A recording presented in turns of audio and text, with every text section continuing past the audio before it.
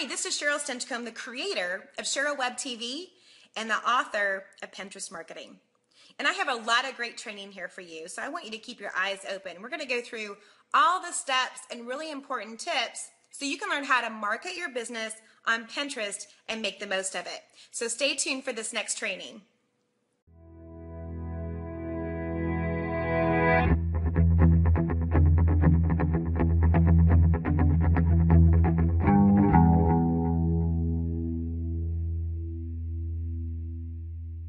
Hi there and welcome. This is Cheryl Stinchcomb, the author of Pinterest Marketing.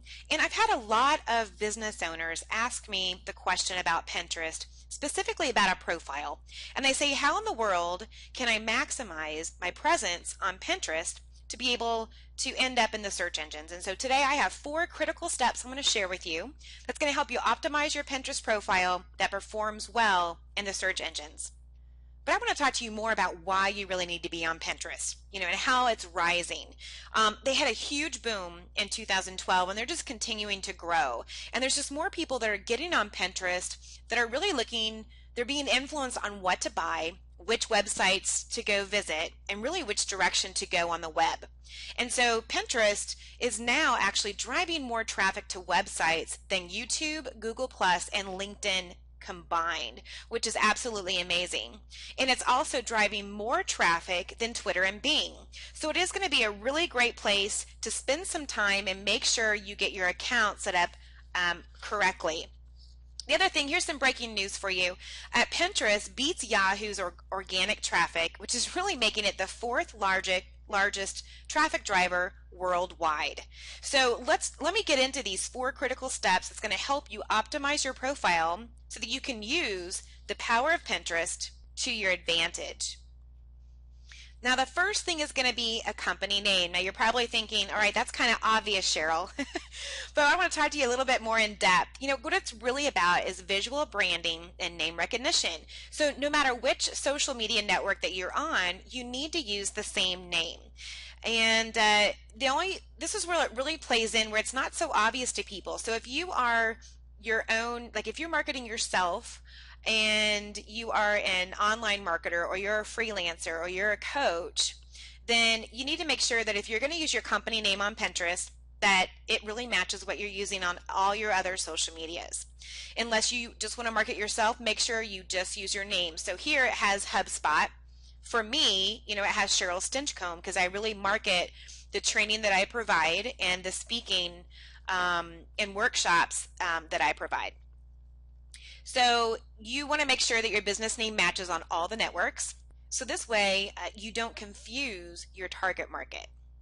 Now one thing you need to think about is Pinterest limits the characters to 15 for the username, which created a problem for me because Cheryl Stinchcomb has more than 15 characters. So you might have to get creative if you're using a company name or even your own name and you want to shorten it, but where people can still understand it. So here's an example. New York Times, they're doing NY Times. And so what they're recommending is if you are using your company name or something, if you can, do it where it's keyword rich, where it matches your business, then that's going to be helpful to find you in your profile. The second one is branding through your profile pic, which is really important. And the profile picture, it really seems to play more of an important role on Pinterest than it does in all the other social media networks, and I want to show you why. Now in this picture, take a look at the left. You've got your Better Homes and Gardens. They're using their standard logo. It's plain green. And then on the right hand side we have the beauty department. Now it's kind of hard to see, you might have to zoom in a little bit, but in this area you can see it's actually pictures of women and they're smiling in the picture. And so these little areas is really where people are spending most of their attention. So at the bottom you've got your little gauge there. So the more green, the less attention that they spend, and the red, the more attention. So you're going to notice that it's increased attention and it's being paid to a larger portion of the page as well. So consequently, a better profile picture may actually prime users to be interested, stay longer, and explore more content. So here's their new ones. As you can see, Better Homes and Gardens has changed their icon to make it a little bit more enticing for the users, and then the beauty department has gotten creative as well. So the profile picture is really essential in priming or instructing a viewer on what kind of content they might find and how they should interpret the actual content. So let me give you a demonstration. You can imagine these are two identical profiles. Hypothetically, they represent an iPad game for children. Now, each of these obviously are totally different, and obviously the company's going to market to the parents, not necessarily to the kids, although sometimes I think the kids find the games before us parents do. But think of yourself as a parent if you aren't one, and if you are a parent, which one of these profiles content would you trust more just by looking at it? Which profile do you believe is more dedicated to creating a fun and educational experience for your child? Hey, which profile would you, strongly associate with children's apps? Well, obviously, it's going to be the one on the right-hand side. It's showing children, it's interactive. The one on the left-hand side, it's just an icon. It means absolutely nothing when you look at it. So you want to remember that Pinterest is still a social media network, and you want to make sure that your profile picture is really defining who you are, and what your brand is all about. So let's take a look at a company, Tommy Hilfiger, if I probably didn't pronounce that right. But on the left-hand side, it just has their logo, okay? And everyone knows the logo, but it's not, it is what it is. It's not really enticing. But again, to be more social, to really, show what the brand's all about, options 2 and 3 represents the brand with confidence, elegance, style, class, and beauty. Just versus the logo itself. So the profile picture says a lot about the brand. It can also help with an emotional engagement with the people that are viewing your Pinterest profile. So let's say you combine both. You combine your logo and the profile pic. And here's 3 really good examples. And it's, when you do this, this is just a win-win when you can. So in the middle, you've got your Better Homes and Gardens, which is obviously a much better profile picture than the plain green logo. And they did this during the holiday time, so it totally fits the time of year. Everyone knows the golden arches when they see it, but instead of just doing the golden arches, they're enticing themselves, or I should say me, with their wonderful fries, right? They're really known for their French fries. And then on the right-hand side, you've got your founder of Shoe Mint with the logo and then a picture of herself. So when you're able to combine it, it really is a win-win situation.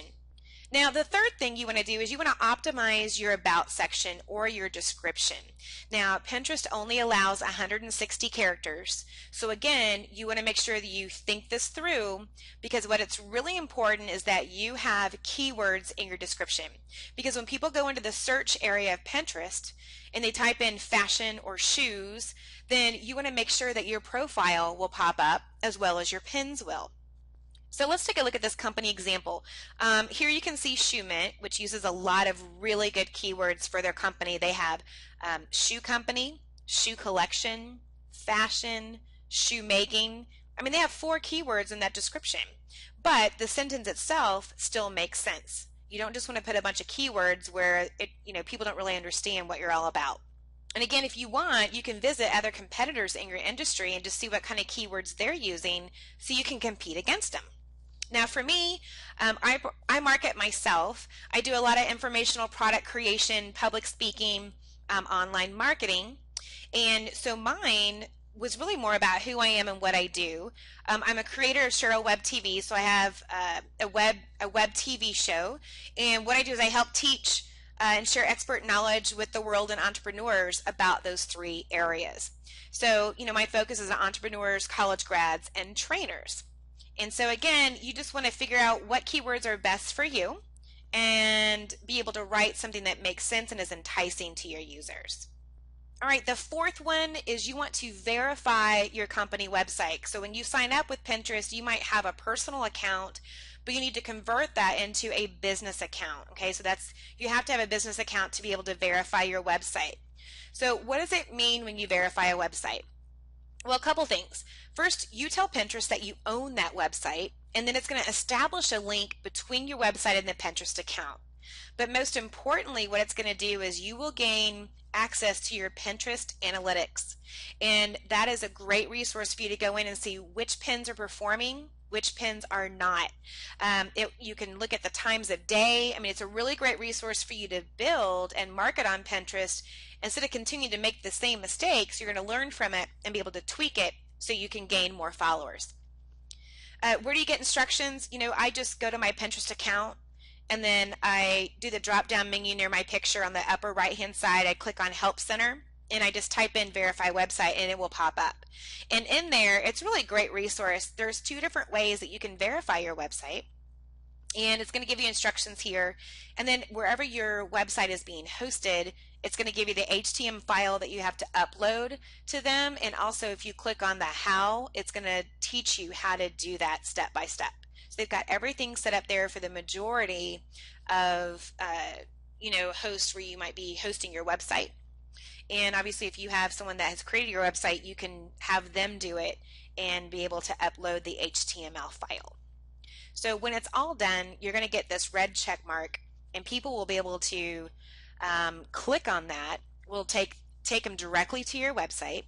And also in here, if you are on Facebook and Twitter, if these are usable links, so if anyone were to click on the little bird or the F for Facebook, it will take them directly to your Facebook account, which is really awesome. So unfortunately, I still don't think Pinterest with Facebook will link it to your Facebook business page. I don't think they're doing that yet, but because they weren't doing that about a month ago.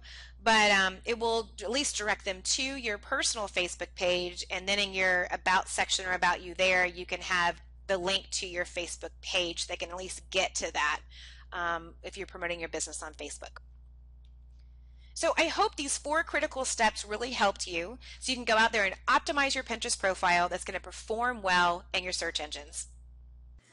Well, I really hope you liked this Pinterest marketing training video.